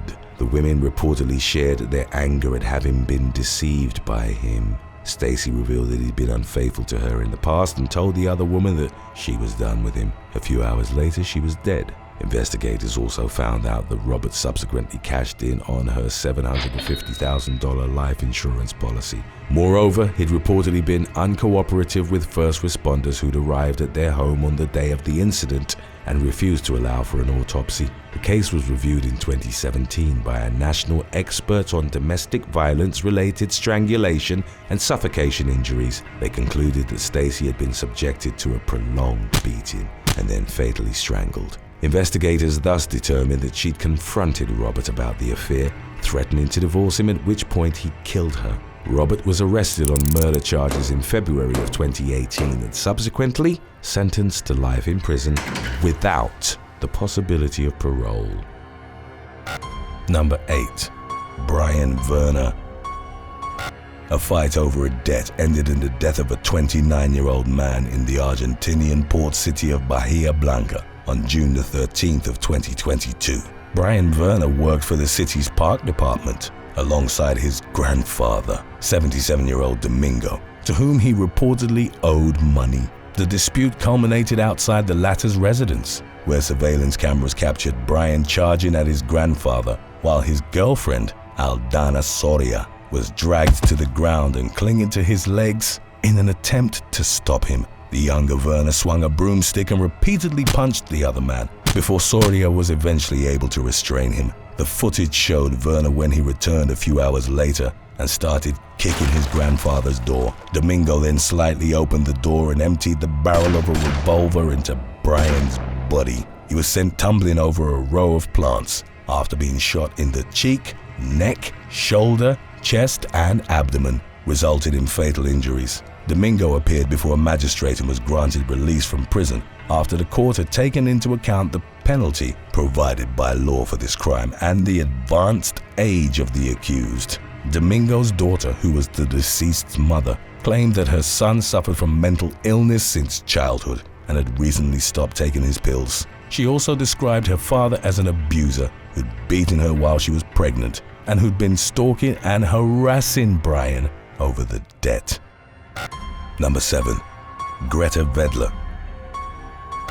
Roughly a month after making a social media post targeting President Vladimir Putin, a 23-year-old Russian model went missing. In January of 2021, Greta Vedler inferred that the state leader was a psychopath, predicting that his campaign to improve Russia's integrity would end in tragedy, foreshadowing the events in Ukraine. There were initial concerns that the 23-year-old's decision to speak out against the regime's policies was connected to her disappearance. However, over a year later, in the spring of 2022, her boyfriend confessed to killing her. Dmitry Korovin, who was also in his early 20s, claimed that he and Vedler had argued over money at a hotel in Moscow. The man struggled with drug addiction and would often borrow money from Vedler, who reportedly worked as an escort, without paying her back. The row violently escalated to the point that the intoxicated Korovin strangled the model to death. For 3 nights he slept in the same room with the corpse,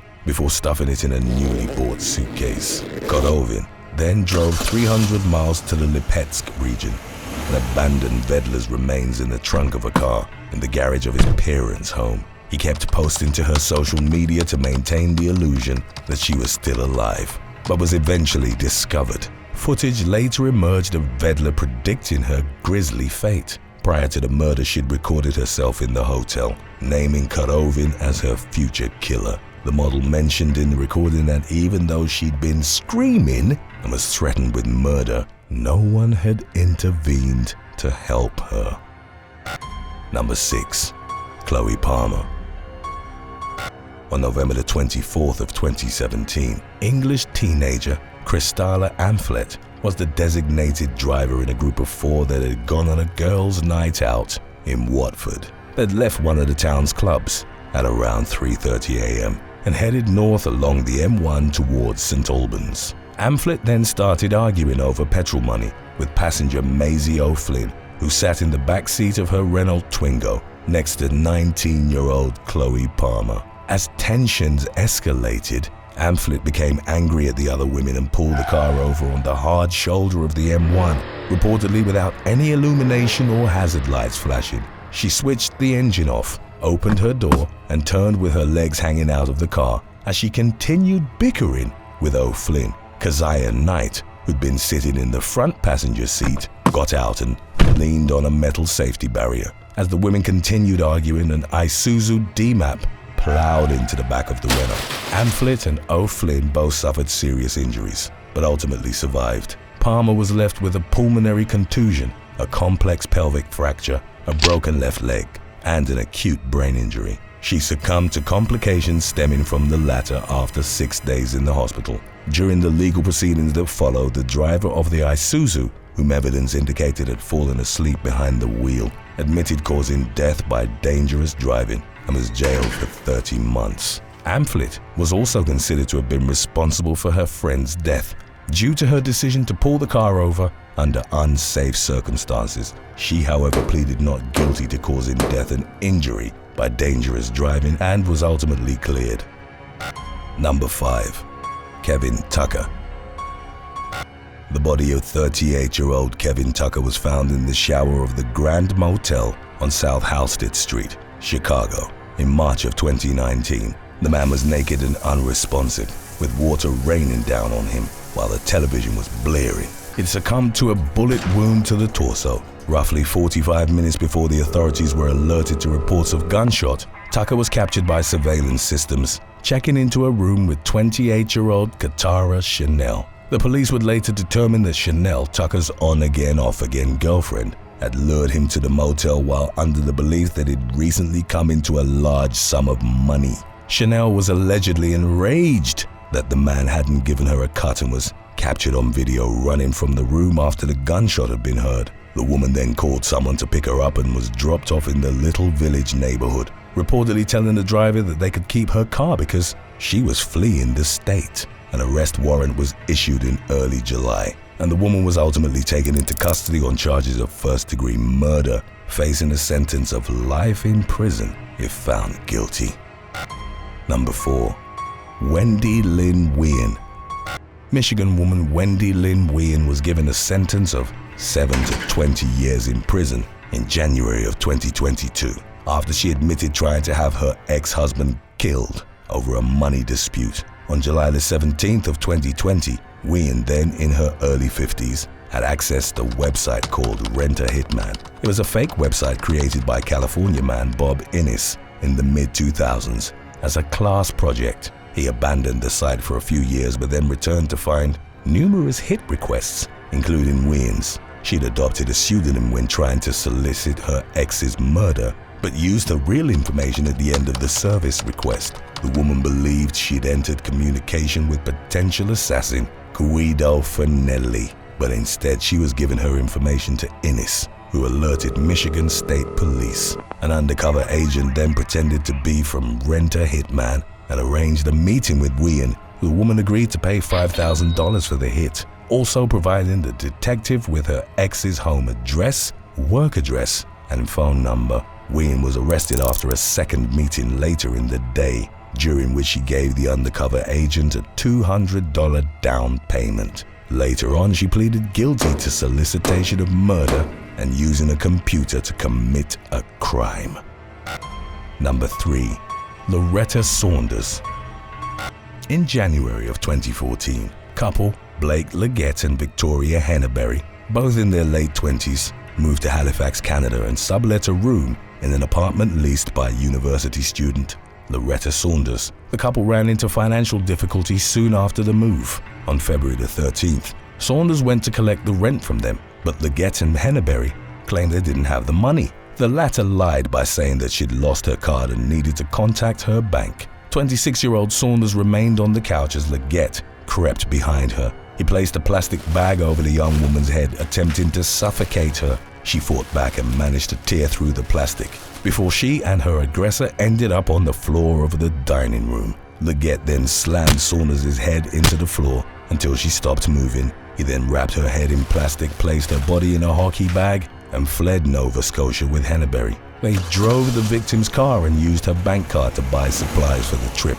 Henneberry also pretended to be Saunders while trying to get a password from her boyfriend, with one of the texts reading, "I'm so stressed that I can't even remember my own mother's maiden name." The couple stopped the car during a snowfall and hid the body in a wooded area adjacent to the Trans-Canada Highway near Salisbury. Within 5 days of the killing, they were arrested in Harrow, Ontario, while they were still in Saunders' car and also in possession of her ID, phone and bank card. In 2015, Leggett pleaded guilty to first-degree murder and Henneberry pleaded guilty to second-degree murder. Applause echoed throughout a Halifax courtroom as both were sentenced to life in prison, with a parole available after 25 and 10 years respectively.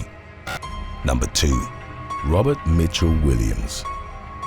In late October of 2019, a man was gunned down in Tuscaloosa, Alabama, following a money dispute with his cousin. Roughly half an hour after midnight, on October the 29th, law enforcement arrived at Monish Park at 15th Street and Black Bears Way. They found the victim, 36-year-old Rashad Ritchie, with multiple gunshot injuries and rushed him to DCH Regional Medical Center, where he ultimately passed away. The shooter, identified as 40-year-old Robert Mitchell Williams, was taken into custody by the Tuscaloosa Violent Crimes Unit, with his bond set at $150,000. His initial charge of attempted murder was upgraded following Ritchie's death, and the authorities reported that he had prior convictions for second-degree assault and robbery. The details of the violent incident, including the amount of money over which the men had been feuding, weren't disclosed in the immediate aftermath. Number 1. Paula and Dawn. In the summer of 2021, Las Vegas man Arnaldo Lozano Sanchez was feuding with his tenants over unpaid rent and told a neighbor that he wanted to avoid the eviction process and handle it his way. He went inside the single-story pink house that he owned and started to indiscriminately gun down his renters. Witness Carlos Lopez claimed that he and his girlfriend Paula were staying in one of the rooms, which the woman had left shortly before the shooting started. After Lopez heard gunfire, he opened the door and saw Lozano Sanchez standing in the hallway, smiling and laughing. He then told another of the renters, Seferino Reyes, that he couldn't run from him anymore and forced his way into the room that he'd rented with his girlfriend Dawn. She was shot and killed, while Reyes was shot 9 times, but survived. Lopez, who wasn't injured in the landlord's rampage, started running from the house, at which point he found his girlfriend bleeding in the driveway from gunshot injuries that ultimately proved fatal. Lozano Sanchez was arrested, but refused to talk to detectives asking for an attorney, and, as of the latest updates, he was denied bail and awaited a trial date. Number 8. Shanae Brooke Edwards. On July the 30th of 2021, Australian teacher Shanae Brooke Edwards, aged 31, was hiking alone through Mount Matatsminda above Tbilisi, Georgia. She was planning to meet up with a friend later in the day and decided to explore the tourist park, known for its adventure rides, beforehand. Edwards was used to traveling on her own through natural landscapes, being an experienced trekker who had crossed harsh terrains in the past. At around 4 p.m., Edwards phoned a friend across the ocean in California, desperately seeking help. She reported that she was being attacked by a man and could be heard asking him to let her go. The phone then went silent and the woman subsequently went missing. Georgian police were notified, and Edwards' friend in the area, where she'd been living for 2 years, formed search parties. Her lifeless body was discovered and retrieved the following day by a team of volunteer searchers in the Ocracoke Forest. The Ministry of Internal Affairs of Georgia launched a homicide investigation into her death, as the evidence excluded the possibility of a hiking accident. Edwards' body had been deliberately covered with tree branches and leaves. Her phone had been dumped in nearby bushland, and the green bag she'd been carrying was also missing. The woman was believed to have fought for her life, with her body presenting a series of defensive injuries. Investigators found that she'd been stabbed to death with a plastic-handled knife, which they discovered at the scene. The attacker was identified months later in September as Rafael Mursakolov, a Georgian citizen. The case is ongoing and a sentence hasn't been pronounced, but Mursakolov was charged with armed robbery and intentional homicide, punishable by 16 to 20 years in prison or even life imprisonment. Number 7. Shelley Miller. 57-year-old Shelley Miller was hiking on the Hemlock Gorge Trail through Ohio's Mohican State Park on October the 17th of 2021. Miller had battled breast cancer for the past 5 years, and after surviving the disease, went back to doing the outdoor activities that she loved. Unfortunately, during her hike, a branch fell from an ash tree as the woman was passing beneath it. The tree limb hit Miller in the head, leaving her unconscious on the ground. Officers from the Ohio Department of Natural Resources and the Ashland County Coroner's Office arrived at the scene and pronounced Miller dead. A spokesman for the Ohio Department of Natural Resources later stated that the gorge trail where the incident had taken place was temporarily closed. The tree from which the limb had fallen was removed, along with several others in the area, out of precaution. Number 6. Samantha Deering. On May the 10th of 2021, a group of tourists visiting Yellowstone National Park in Wyoming noticed a grizzly bear sow and her 3 cubs. Those present slowly backed away from the wild animals and returned to their vehicles, with the exception of Samantha Deering. a woman from Carroll Stream, Illinois. She ignored park rules, which required visitors to stay at least 300 feet away from bears and wolves, because she wanted to take photos of them. Other tourists were filming the scene from afar when one of the bears started charging towards Deering. It convinced her to back away and she emerged unscathed from the close encounter. A video of the moment began circulating online and became viral. In the aftermath, Deering was banned from Yellowstone National Park for a year and charged in district court with violating closure and use limits and also feeding, touching, teasing, frightening, or intentionally disturbing wildlife. Number 5. John Gerish and family.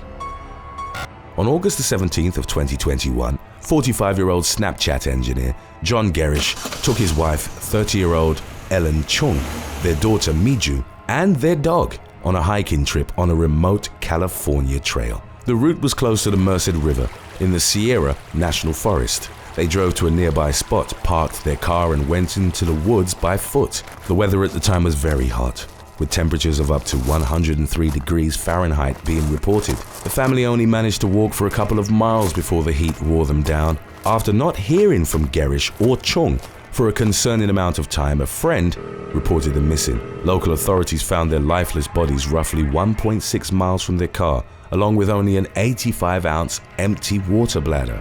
At first, their deaths seemed to have occurred under mysterious circumstances, and multiple causes were taken into consideration. Until toxicology reports came in, investigators entertained the hypothesis of carbon monoxide intoxication from old mines in the area. Another possibility was the family ingesting water from the river, which contained high levels of toxic algae. Investigators reviewed a number of other possible causes, including murder, illegal drugs, poisoning, and lightning strikes. However, 2 months later, in October, the autopsy revealed Gerish, his wife, and daughter had all suffered from hypothermia and dehydration, thus demystifying their deaths. The cause of death for the dog was not concretely determined, but it's also believed the canine has suffered from heat-related issues. Number 4. Kyle Burgess. On October the 10th of 2020, Kyle Burgess was hiking on a trail in Slate Canyon, Utah, when he encountered a mountain lion and her cubs. At first, he thought the smaller animals were bobcats and started recording them, but soon enough, the mother came running up. Frightened, Burgess tried to deter a potential attack by yelling at the feline, "Go away, I'm big and scary." However, as the confrontation progressed, the mountain lion started stalking him as he began walking backwards. It kept following Burgess and occasionally charging at him for 6 minutes, but the man managed to keep his distance. The mountain lion finally ran off when Burgess grabbed a rock and threw it in its direction. After surviving the terrifying experience, the man uploaded the video online, where it was viewed millions of times on multiple platforms. Number 3. Phoenix Nets. On May the 12th of 2020, Gloucestershire Police in England received a report of a vehicle being driven in the Colford area in the Forest of Dean. Pandemic-related restrictions were in place at the time, meaning all but essential travel was forbidden. Officers went to investigate and pulled over 28-year-old Garika Gordon and 38-year-old Mahesh Sorathaya. After opening a suitcase in their vehicle, officers saw a partially burned, dismembered human torso. Other parts reported as belonging to the same body were found in the forest during subsequent sweeps of the area. Police managed to identify the victim about a week later as 28-year-old Phoenix Nets, a woman with whom Gordon had lived together at a property in Lozells, Birmingham. She had last been seen in April. In order to cover up Nets' death, Gordon had been contacting her friends and family by messages, emails, and sometimes voice calls, maintaining the illusion of her being alive. Further investigations revealed that Gordon had murdered Nets after the woman had rejected her romantic advances.